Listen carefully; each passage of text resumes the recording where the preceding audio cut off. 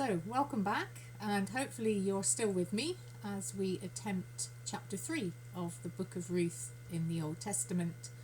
If you're watching these videos, you will know that when you're recording them, technically you're supposed to look at the camera. So, chapter 2 of Ruth, I tried to look at the camera the entire time when I wasn't reading.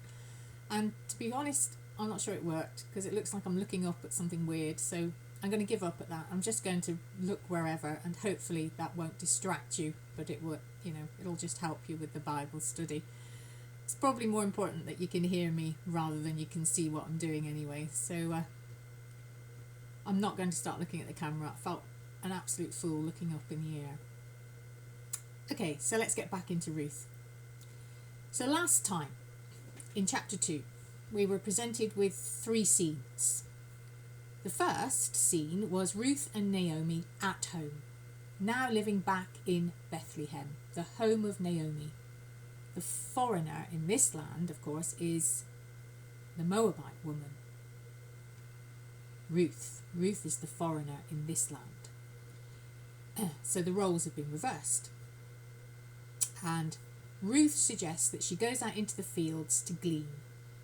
Now, gleaning was a form of Israelite charity in which the poor were permitted to gather the grain that was left by the harvesters. And this underscores for us how poor these women were and how willing Ruth was to support her mother-in-law. For in many eyes, it was difficult to stoop much lower than going out to glean in the field. It was very risky for a young woman, and it was very risky for a young woman who was also a foreigner from Moab. Remember the tensions between Israel and Moab. Moab were their oppressors. So, a traditional enemy. This is a young woman of the enemy who is going out into the fields to glean. But it would appear that the 2 women had little choice.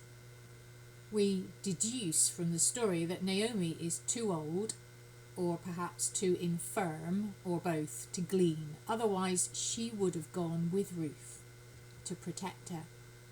But she cannot. So Naomi agrees that Ruth can go on her own, and off she goes. So that was the first scene that we had last time in chapter 2. The second scene in chapter 2, and by far the longest and the most important, is that meeting between Boaz and Ruth and how that relationship develops. The tension and potential excitement is almost tangible in that scene. For yes, we discover that Boaz is a kinsman of Naomi, and yes, we discover that he is wealthy, but we also discover that he is a decent, a generous and a God-fearing man. And he is quite taken with the young Ruth. And as readers, when we got into that scene in chapter 2, we could sense that romance could be in the air. And then the third and final scene in chapter 2 describes Ruth going home to Naomi at the end of the day with an obscene amount of grain and an extraordinary tale to tell. Naomi is a wise woman, and she sees a God-given opportunity of not only ensuring that her daughter-in-law is safe whilst able to gather an abundance of grain throughout not just the barley harvest but also through the wheat harvest, that is going to pull the 2 women out of poverty, but she also perhaps sees a way of setting Ruth up for life. We, the readers, certainly hope so, and in many ways it's a shame that we already know the ending of this story, but I don't think that's going to stop us enjoying the beauty of this story. It never stops me enjoying the beauty of this story, even though I know how it ends. So Naomi has been planning her strategy for a few months now. Remember, it's been several months, going from the spring to the autumn, and Naomi's got a bit of a strategy. And suddenly she now reveals her hand in the first of 3 more scenes in chapter 3. So we're going to begin by looking at scene 1 in chapter 3, the first 5 verses. So let's read chapter 3 of the book of Ruth, verses 1 to 5. One day, Naomi said to Ruth, "My daughter, it's time that I found a permanent home for you, so that you will be provided for. Boaz is a close relative of ours, and he's been very kind by letting you gather grain with his workers. Tonight, he will be winnowing barley at the threshing floor. Now do as I tell you. Take a bath and put on perfume and dress in your nicest clothes. Then go to the threshing floor, but don't let Boaz see you until he has finished his meal. Be sure to notice where he lies down, then go and uncover his feet and lie down there. He will tell you what to do." "I will do everything you say," Ruth replied. So she went down to the threshing floor that night and followed the instructions of her mother-in-law. Oh, I think I went on to verse 6. Sorry, never mind. On first reading these verses, at the beginning of chapter 3, we may wonder at Naomi's sheer audacity. Surely she's putting Ruth at huge risk. Is she not basically telling Ruth to make herself sexually available to Boaz? Well, in a way she is, but it's not quite as we think. As widows, Ruth and Naomi could only look forward to difficult times. The aging Naomi needs to sort something more permanent for Ruth. After all, they cannot rely on her gleaning year in and year out. That would not be a long-term strategy. The best and the obvious solution is for Ruth to marry again. It was the responsibility of the parents to make arrangements for marriage, and therefore Naomi takes on that parental responsibility for Ruth. She calls her her daughter, and she has in effect become her daughter, not her daughter-in-law. Boaz is a kinsman, a close relative, or as understood by Jewish law, a redeemer. He is a kinsman redeemer. And as we mentioned previously, when a woman's husband died, the law provided that she could marry a brother of her dead husband. And we can find that in Deuteronomy chapter 25, verses 5 to 10. So let's just have a look at Deuteronomy 25, verses 5 to 10. If 2 brothers are living together on the same property and one of them dies without a son, his widow must not marry outside the family. Instead, her husband's brother must marry her and fulfill the duties of a brother-in-law. The first son she bears to him will be counted as the son of the dead brother, so that his name will not be forgotten in Israel. But if the dead man's brother refuses to marry the widow, she must go to the town gate and say to the leaders there, "My husband's brother refuses to preserve his brother's name in Israel. He refuses to marry me." The leaders of the town will then summon him and try to reason with him. If he still insists that he doesn't want to marry her, the widow must walk over to him in the presence of the leaders, pull his sandal from his foot, and spit in his face. She will then say, "This is what happens to a man who refuses to raise up a son for his brother." Ever afterward, his family will be referred to as the family of the man whose sandal was pulled off. Now, this may sound a little bit strange to us, but this was part of the law, and this was a part of the provision, making sure that widows, indeed, didn't die of starvation, and making sure that a family line and inheritance continued.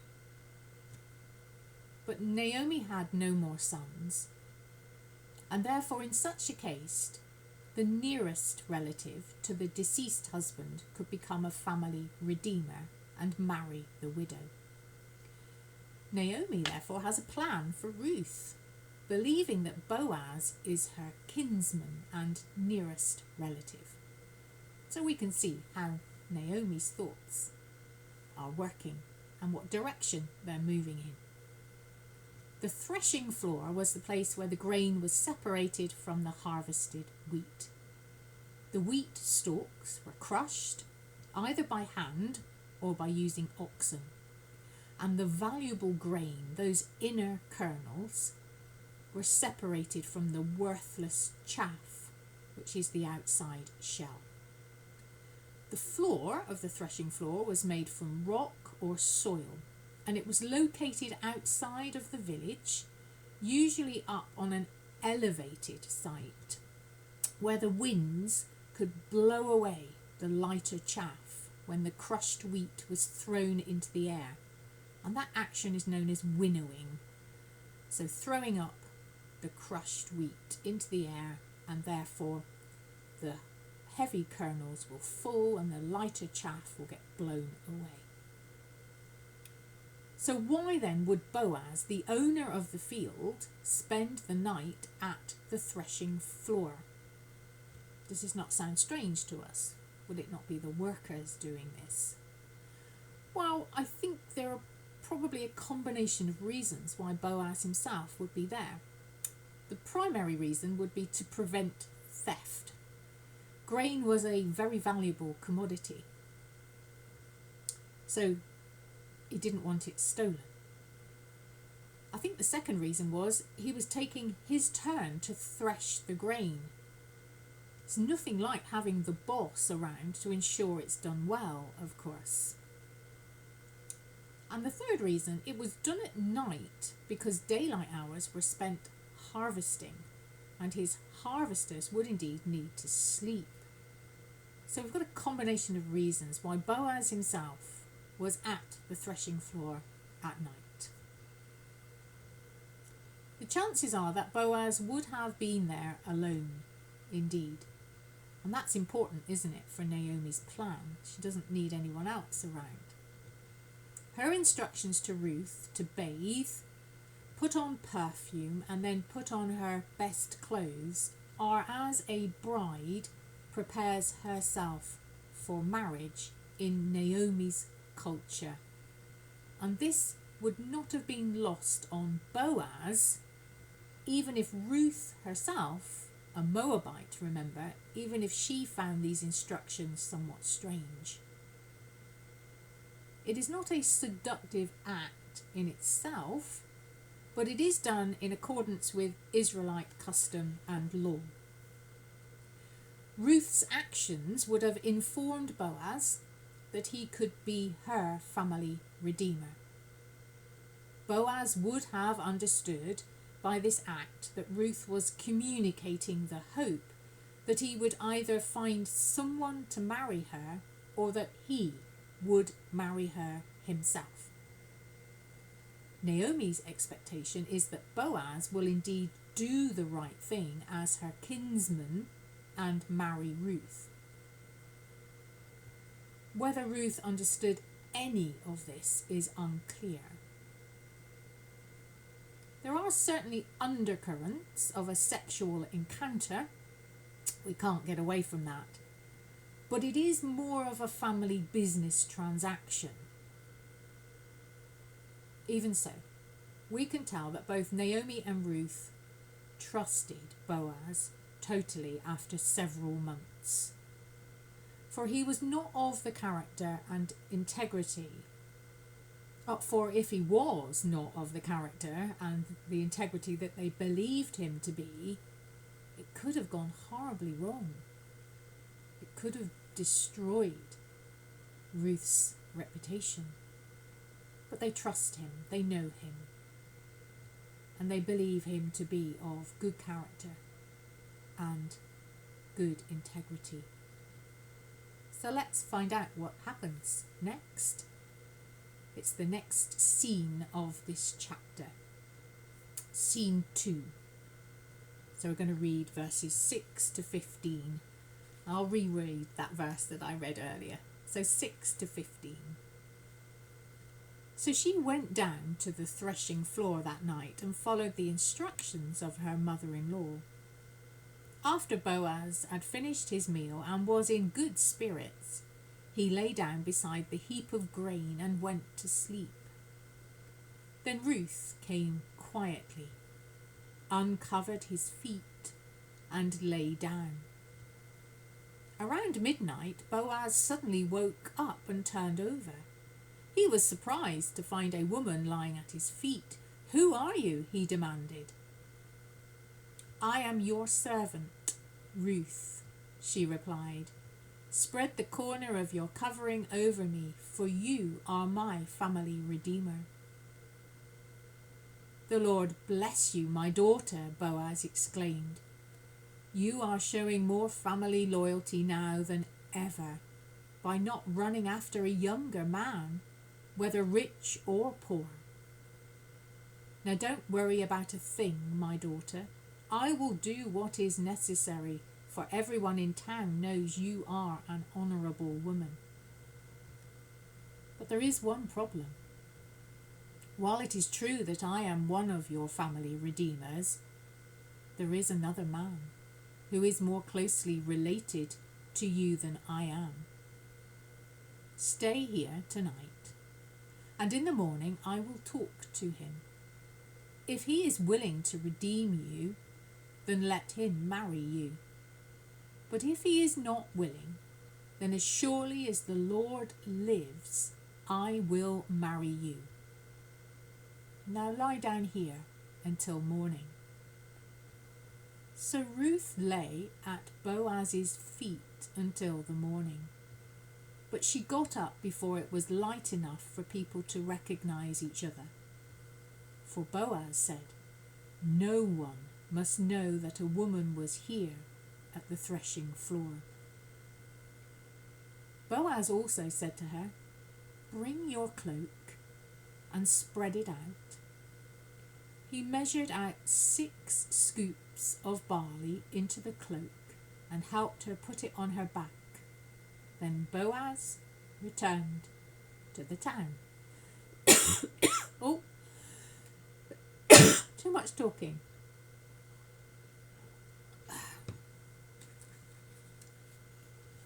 Okay. So for a moment, just a brief moment, let us put ourselves in Ruth's shoes. She is bathed. She's smelling of perfume and she is in her best clothes. And she is very careful not to show herself, her cloak pulled closely around her.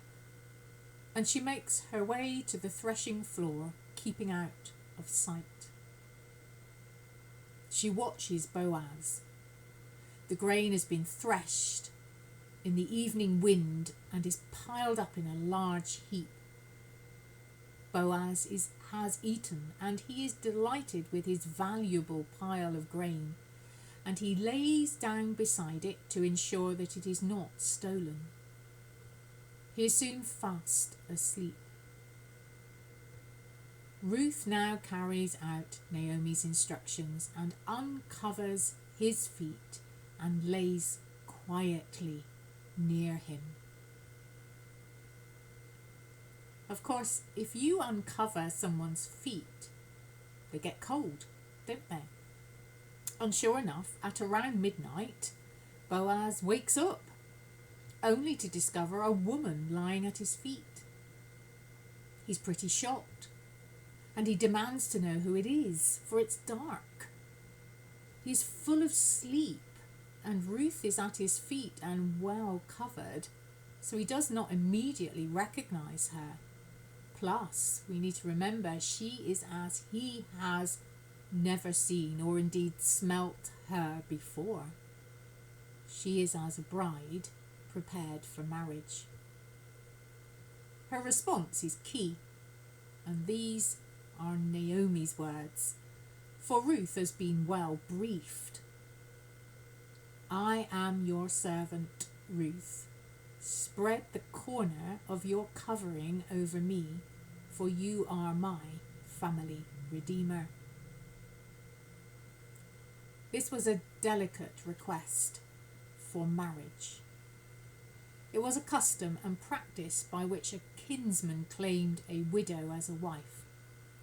The spreading of the skirt over your maidservant, which is how it translates literally, can be found later in a passage in Ezekiel about God's word of love to Jerusalem. Now, we're going to find Ezekiel now in the Bible. She says, and that could be a challenge. And this is not the one I've not marked, so there you go. Just goes to show, maybe I have. Oh, I've marked it. So Ezekiel, much further on in the Old Testament. Here we go. So Ezekiel chapter 16, verse 8. And when I passed by and saw you again, you were old enough to be married. So I wrapped my cloak around you to cover your nakedness and declared my marriage vows. I made a covenant with you, says the sovereign Lord, and you became mine. Now this is God's words about Jerusalem. But we see here, don't we, this reference to this covering. Spreading the skirt means taking one under your protection and taking one into the family. And Boaz used a very similar phrase way back in chapter 2 in verse 12 with a different inference. So if we just turn back to chapter 2 verse 12, he says, "May the Lord, the God of Israel, under whose wings you have come to take refuge, reward you fully." We can see the parallels here.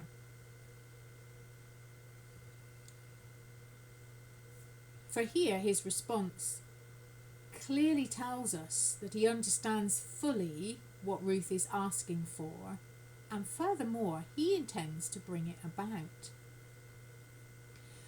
Notice in verse 10 and 11 of chapter 3 that he eliminates deliberately any embarrassment that Ruth may be experiencing. I think it's so wonderful when he says, "The Lord bless you, my daughter. You are showing more family loyalty now than ever by not running after a younger man, whether rich or poor. Now don't worry about a thing, my daughter. I will do what is necessary, for everyone in town knows you are an honourable woman." He's taking away any embarrassment that she might feel, and he calls God's blessing on her for coming to Boaz rather than going to a younger man. He makes it sound as if Ruth is doing him a favour rather than the other way round. And clearly she would have been attractive to others. And all the townsfolk who gather at the city gate for conversation or for business have been talking about her. They have spoken of her virtue, calling her a woman of worth, or perhaps more accurately calling her a bride worth winning. Boaz knows only too well what the entire town thinks of Ruth, and so he is actually a little flattered perhaps that she has come to him. She is, after all, a foreigner, and yet she is honouring Naomi's family by asking Boaz to be her redeemer.